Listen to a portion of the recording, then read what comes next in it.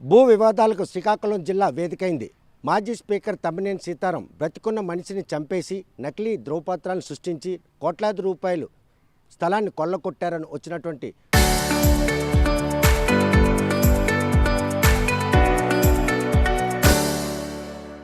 ఫిర్యాదు మేరకు పోలీసులు 13 మందిని అరెస్ట్ చేశారు. అందులో తమ్మినేని సీతారాం, తమ్మినేని సీతారాం భార్యతో పాటు తనయుడు కూడా ఉన్నారు.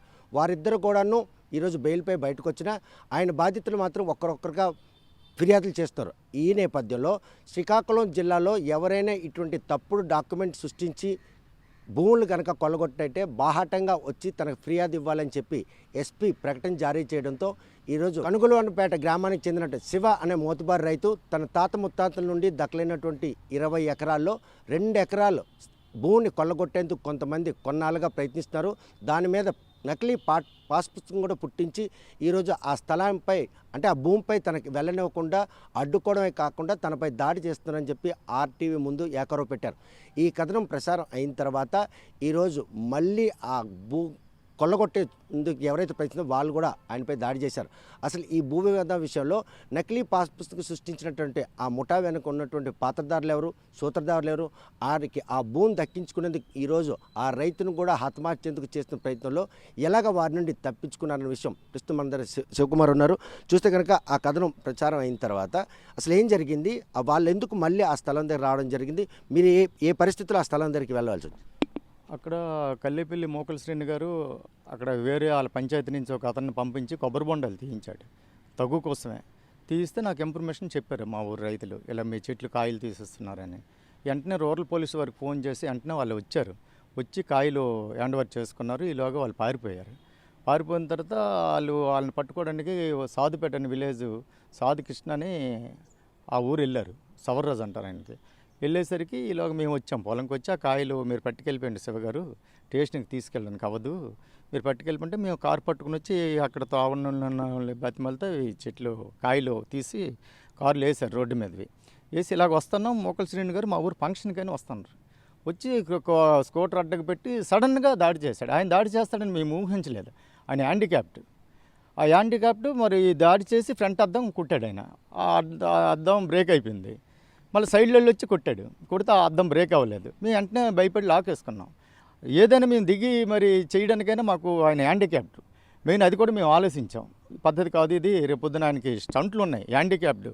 మేము స్క్రాప్ టెక్టింగ్ వదిలేసాం తప్పించి అడిగేది భయపడి కాదు. ఇది పద్ధతి కూడా కాదు, అది మెయిన్. ఆయనకి కయ్యానికి కాలుకు దువ్వే విధంగా ఆయన మిమ్మల్ని అక్కడ ప్రేరేపించారా? ప్రయత్నం చేశాడు. నీ సొంత మాట్లాడతారా నా గురించి, అసలు ఎవడు, అసలు ఏంటి అని దౌర్జన్యం చేశాడు. పోలీస్ స్టేషన్కి నేను వెళ్ళి రూరల్ పోలీస్ స్టేషన్కి కంప్లైంట్ ఇచ్చాను. కంప్లైంట్ ఇచ్చిన తర్వాత ఎస్ఐ గారు దీని మీద దర్యాప్తు చేస్తాను అన్నారు. ఈలోగా ఆయన వచ్చి కంప్లైంట్ ఇచ్చాడు. నన్ను ఏదో గుద్దించడానికి చూశారు, చంపడానికి చూశారు అని కంప్లైంట్ ఇచ్చాడు. ఇవ్వడం తప్పేట్లేదు. ఎవరు ఇదైతే వాళ్ళు పోలీసులు కేసు కడతారు. తప్పైతే నా తప్పైతే నా మీదే కడతారు, ఆయన తప్పైతే ఆయన మీద కట్టాలి. నన్ను చంపడానికైతే మన కారు బ్రేక్ అయితే నేను చచ్చిపోతాను. కారు పూర్తిగా బ్రేక్ అవ్వలేదు. ఇది అద్దం కొట్టాడు. కొట్టిన తర్వాత చంపుతాను అనుకొని నా మీద అటాక్ ఇచ్చాడు. అది ఆయన వల్ల అవ్వలేదు. అంటే ఆ దగ్గరలో పోలీసులు కూడా దర్యాప్తు నిమిత్తం క్షేత్రస్థాయిలో వచ్చిన నేపథ్యంలో జరిగినటువంటి దాడేనా? దాడే. వాళ్ళు అప్పటికే వచ్చి ఉన్నారు. వాళ్ళు సాధుపేటనే వెళ్ళారు విలేజ్. ఈలోగా బొండాలు టెఫ్ట్ జరిగాయని చెప్తే ఇమీడియట్గా వాళ్ళు వచ్చారు, ఎలక్ట్ అయ్యారు. ఈలోగా 2 మినిట్స్లో పోలీసులు తర్వాత వచ్చి ఆ వీడియో తీశారు. ఆ అద్దాలు అన్నీ వాళ్ళు తీసుకున్నారు. దీని మీద మరి పోలీసు వారు దర్యాప్తు చేసి ఆయన మీద అటెంప్ట్ మర్డర్ కేసు అయితే వేయాలి. ఎందుకంటే మా ఏరియాలో ఎంతవరకు ఎలాంటి దౌర్జన్యాలు, రౌడీజము, నువ్వు రాజకీయాలు చేయాలనుకుంటున్నావు, తప్పులేదు. నువ్వు ఎంపీపీ కాదు, మా ఎమ్మెల్యే అవ్వాలి, ఎంపీ అవ్వాలి. నువ్వు ఎందుకంటే లాయర్గా చేస్తావు కదా, ప్రజలకి న్యాయం చేస్తావు. న్యాయం చేసినప్పుడు మీ కల్లేపల్లికి మా గ్రామానికి ఎప్పుడు గొడవలు లేవు. కానీ ఈరోజు నువ్వు నా పక్క పంచాయతీ వాడికి న్యాయం చేయనడు, నువ్వు మండలంకి వెళ్ళి నువ్వేం చేయగలవు? ఏం చేయలేవు. మేము జగపతి గారికి ఆల్రెడీ మా 5 పంచాయతీలు మాట ఇచ్చాం. ఆయనే మండలం ప్రెసిడెంట్. ఆయన మండలం ప్రెసిడెంట్ అయితే మళ్ళీ నెక్స్ట్ ఎమ్మెల్యే ఈజీగా గెలుస్తారు. నీలాంటి దందాలు చేసినట్టుకి దాదాగిరి ఉపయోగించినట్టు ఇంక మండలం ప్రెసిడెంట్ చేస్తే ఇంకా పార్టీ బ్రతకుండదు. ఇది పార్టీ అధిష్టానానికి తీసుకెళ్తాం. ఇప్పటికే అక్కడ మైనారిటీలుగా ఉన్నటువంటి ఒక బలమైన సామాజిక వర్గం చెందిన వ్యక్తిగా మీ మీద ఇటువంటి కక్షపూర్తిగా ఆస్తులను కొల్లగొట్టే చేస్తున్న ప్రయత్నంలో పోలీసులు సహాయ సహకారాలు ఎలా లభించాయి? పోలీసు వారు వాళ్ళ పని వాళ్ళు దర్యాప్తు చేస్తున్నారు. డిఎస్పీ గారు ఆదేశాల మేరకు ఎస్ఐ గారు ఫీల్డ్ ఇన్స్పెక్షన్కి వచ్చారు. వాళ్ళు ఎవరెవరు ఇక్కడ ఈ పొలం మీదకి వచ్చారు, ఏం చేశారు, అవన్నీ దర్యాప్తు జరుగుతుంది. పక్క నుంచి జరుగుతుండగా నిన్న నా మీద దాడి చేశారు. ఇది చాలా అన్యాయం. ఇది అది ఆయన రాజకీయాలు చేయడం దాడులు చేయడము దందాలు చేస్తే రాజకీయాలు ఇంక రాలేడు ఆయన. అది తప్పది. కల్లేపల్లికి మాకు ఎప్పుడు గొడవలు లేవు, ఒక కుటుంబంలో బ్రతుకుతున్నాం. అసలు కల్లేపల్లి అంటే మా సొంత ఊరి కింద లెక్క. అలాంటి కల్లేపల్లిలో నువ్వు దందాలు దాదాలు చేస్తే నువ్వు ఆటికే మిగిలిపోతావు తప్ప నువ్వు రాజకీయాలు పనికిరావు. నువ్వు మండలానికి కూడా వెళ్ళలేవు. ఆల్రెడీ మండలం ప్రెసిడెంట్ ఆయన జగపతి గారు మాకు మండలము గతంలో మండలం ప్రెసిడెంట్ చేయబట్టి ఈరోజు ఎమ్మెల్యేకి ఇంత మెజార్టీ వచ్చింది. ఎమ్మెల్యే గారు తప్పమాట ఆయన ఎప్పుడు కూడా ఇలాంటి దీనికి సహకరించరు. వాళ్ళ నాన్నగారు అసలే ఒప్పుకోరు. వాళ్ళ అభివృద్ధి కోసం పాటుపడతారు తప్ప ఇలాంటి దందాలు చేసినోడికి చూస్తున్నారు. ఆయన మీద కూడా ప్రెజర్ చేసి బ్లాక్మెయిల్ చేస్తున్నావు. ఈ 145 నోటీస్ ఎవరు ఇప్పించారు? నువ్వే ఇప్పించావు. ఏటయింది? హైకోర్టు వెళ్ళి మాకు స్టే ఇచ్చింది. ఇలాంటి దందాలకి భయపడే మనిషిని కాదు, న్యాయ పోరాటం చేస్తాను. జిల్లా ఎస్పీ గారు అండదండలు, కలెక్టర్ గారు అండదండలు ఉన్నంత వరకు ప్రజలకి న్యాయం జరుగుతుంది. నిన్న జరిగినటువంటి ఆ దాడి నేపథ్యంలో ఇంకా భవిష్యత్తులో ఆ పొలం వైపు శివ వెళ్ళే పరిస్థితి లేదంటే ఇబ్బంది పెట్టే సూచనలు కనిపిస్తున్నాయి మీకు. మరి ఇదే నా దాడే మీకు నిదర్శనం. మరి ఇబ్బంది పెట్టే సూచనలు కనిపిస్తాను. అలాగనే నేను భయపడను. నా ఆస్తులు నేను వదిలేసి నేను ఏమో భయపడిపోయి వెళ్ళడం మానేను, వెళ్తాను. దానికి టైము పద్ధతి ఉంటుంది. పోలీసులు దాని మీద దర్యాప్తు చేస్తున్నారు. అవన్నీ కంప్లీట్ అయిన తర్వాత నా పొలంకి నేను వెళ్తాను. అలా భయపడిపోనండి. భయపడిపోయి పొలంకి వెళ్ళడం అలాంటి మేము అవి కనుగలవానిపేటలో మేము ఉన్నాం. మేము భయపడే ఊరు కాదు మాది. మేము గౌరవం కోసం పోరాడుతున్నాం, న్యాయం కోసం పోరాడుతున్నాం, పద్ధతి కోసం ఉన్నాం మేము. లేదు నా మీద ఫ్యాక్షన్ విలేజ్ అయితే నా మీద ఒక కేసు కూడా ఎఫ్ఐఆర్ లేదు. ఈ రోజుకి నాకు 59 సంవత్సరాలు ఒక్క ఎఫ్ఐఆర్ లేదు నా మీద. అంటే మీరు ఆలోచించండి. గౌరవంగా బతికిన కుటుంబాలు మావి. ఇలాంటి దందాలు చేసి మాకు తెలియవు. మాకు అసలు ఈ విషయంలో ఆయనకి పొలిటికల్గా ఏవైనా అండదండలు ఉన్నాయా, లేకపోతే అధికారులు తాలూకు అండదండలు ఏమైనా కనిపిస్తున్నాయా మీకు జరుగుతున్నటువంటి ఈ అన్యాయం? అధికారుల మీద ఎంత ప్రెజర్ చేసినా ఆయన ఏం చేయలేరు. అధికారులు తెలివైన వాళ్ళు ఉద్యోగులు వాళ్ళు సేఫ్ చూసుకుంటారు. ఈడేదో చెప్పి పాస్బుక్లు మార్చేయండి, అలా రిపోర్ట్లు ఇచ్చేయండి, అలా తోట ఆక్షన్ వేసేయండి, ఇవి చేసిండి అవి చేసిండి. అధికారులు అలా ఒకరి మీద కక్షాదింపులు ఉండవు. వాళ్ళ డ్యూటీ. ఈరోజు రాజకీయాలు వస్తుంటాయి పోతుంటాయి. ఈరోజు నాయకులు ఉంటారు, రేపు ఇంకో నాయకుడు వస్తాడు. వాళ్ళ అధికారులు ఎప్పుడూ తప్పు చేయరండి. ఎవరు కూడా తప్పు చేయరు. ఎందుకంటే ఇప్పుడు ఆన్లైన్ అంతా. అందుకోసం ఎంఆర్ఓ గారు కానీ ఇప్పుడు ఎస్ఐ గారు కానీ ఎవరైనా పోలీస్ డిపార్ట్మెంట్ కానీ రెవెన్యూ గారు కానీ ఎప్పుడు కూడా తప్పు చేయరు. అధికార వ్యవస్థ ఏది కూడా అండర్ లేకపోయినా అధికారంలో ఉన్నటువంటి వ్యక్తిగా ఈరోజు వాళ్ళని ప్రలోభపెట్టే అవకాశం ఉంది, బెదిరించే అవకాశం ఉంది. పొలిటికల్ పవరే ఆయన్ని ఈరోజు శివని ఇటువంటి ఇబ్బందులు పెట్టే పరిస్థితి వస్తుంది. అది పక్కాగండి. ఆయన అంటే పెద్దవాళ్ళు తప్పు చేస్తున్నారో లేదో నేను చెప్పలేను.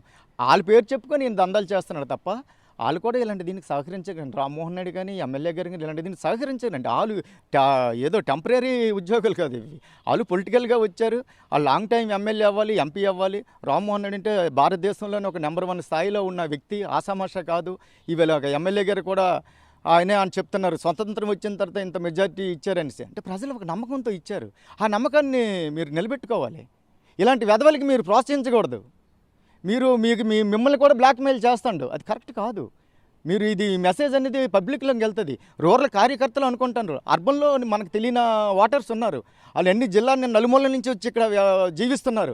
ఇప్పుడు ఇలాంటి గతంలో ధర్మన్ ప్రసాద్ గారు కానీ, లేకపోతే గుండెప్పల సున్నాన్న గారు కానీ, గుండె లక్ష్మీదేవి గారు కానీ, సల్లా లక్ష్మీనారాయణ గారు కానీ, మాజీ స్పీకర్ తంగి సత్యం గారు కానీ ఎవరు నుంచి ఇటువంటి ఇబ్బందులు ఎప్పుడు లేవే. ఎందుకు ఇవి జరుగుతుంది?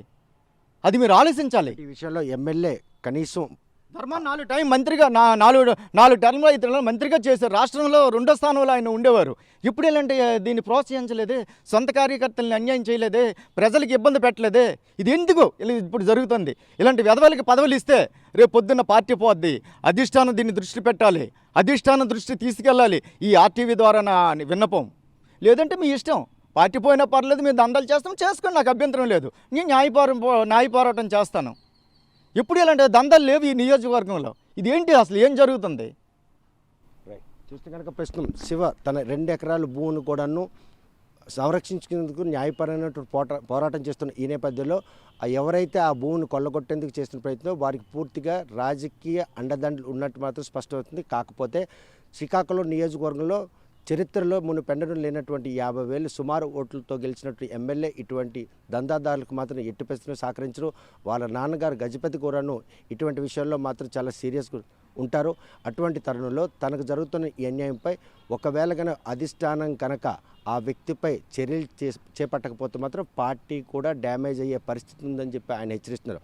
తాను చేస్తున్నటువంటి ఈ పోరాటంలో పోలీస్ యంత్రాంగంతో పాటు రెవెన్యూ యంత్రాంగం కూడా తనకు చేదోడుగా ఉన్నప్పుడు కూడా తనపై ఏ క్షణమైనా కూడా వాళ్ళు దాడి చేసే అవకాశం ఉంటుంది అన్నటువంటి భయం మాత్రం ఆయన వెంటాడుతుంది. మరి ఈ విషయంలో ఆయనకి పోలీసులు భద్రత ఉంటుందా, ఆయన చేస్తున్న పోరాటం ఫలిస్తుందా లేదా అనే విషయం వేచి చూడాల్సింది. వీడియో జర్నలిస్ట్ రామకృష్ణతో సత్యం, RTV శ్రీకాకుళం.